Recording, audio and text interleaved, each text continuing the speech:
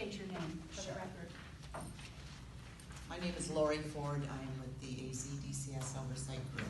First thing I want to say is my condolences to your colleague. Excuse me, Lori, move a little closer to the mic. Like this? That's Yes. better, thank you. All right, thanks, Felix. So yes, my condolences go out to you. Last time I spoke, I was cut off at 1:27, so I'm going to take a little bit more time today. Thank you for addressing the runaway children that we have been bringing up to this committee for a little over a year now. But there must be a misunderstanding. We have brought up missing children. This committee insists that they're runaway children. According to the DCS website, there are babies and toddlers that are missing.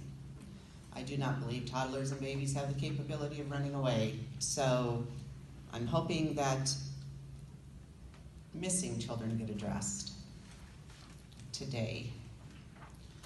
Also, a recent article came out that Mr. McKay does not want the juveniles that have gotten in trouble with the law in his system. What I think we need to find out is how many of those juveniles that have gotten in trouble have been in his system in the first place. So if anybody can have any information on that, I think that's very important to know. My guess is that probably several of them have been in the system under DCS care. They have gotten in trouble. And now Mr. McKay has decided he doesn't want them back in his system. So he is neglecting children that need DCS. Although I don't know any child that doesn't need DCS, but if these children are not welcome anywhere else, then it is Mr. McKay's responsibility. And I think it's very important that we find out how many of these juvenile delinquents are juvenile delinquents because of Mr. McKay in the first place. Thank you.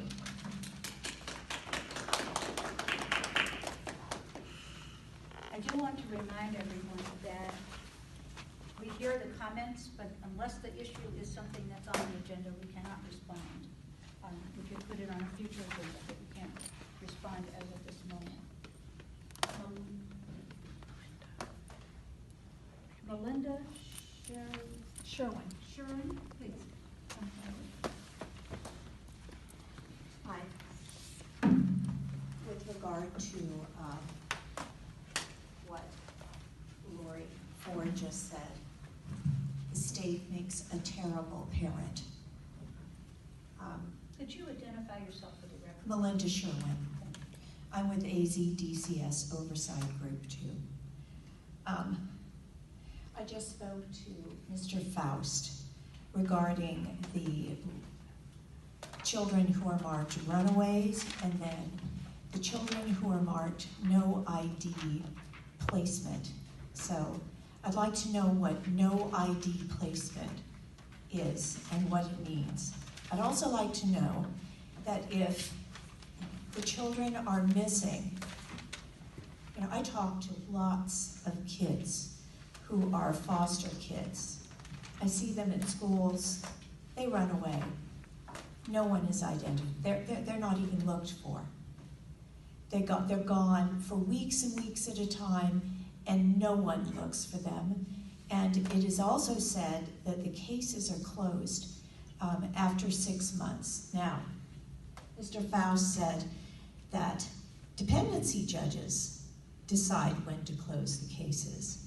I'd also like to know that if a parent loses their child in your process, which contains absolutely no due process, the children are removed without evidence. I'd like to know if a parent is terminated, like this young woman here, and her children are run away or no ID placements, do you notify those parents that you have removed children from? It's just a question. Also, it's been brought to my attention that a number of parents are being prosecuted after their children have been removed from them forever. It's a death sentence. Thank you for your time. No, one more minute, one more second. It's 2 minutes. I want to know why DCS, Greg McKay, is going after parents 7 years after children have been seized. So thank you. More questions than answers.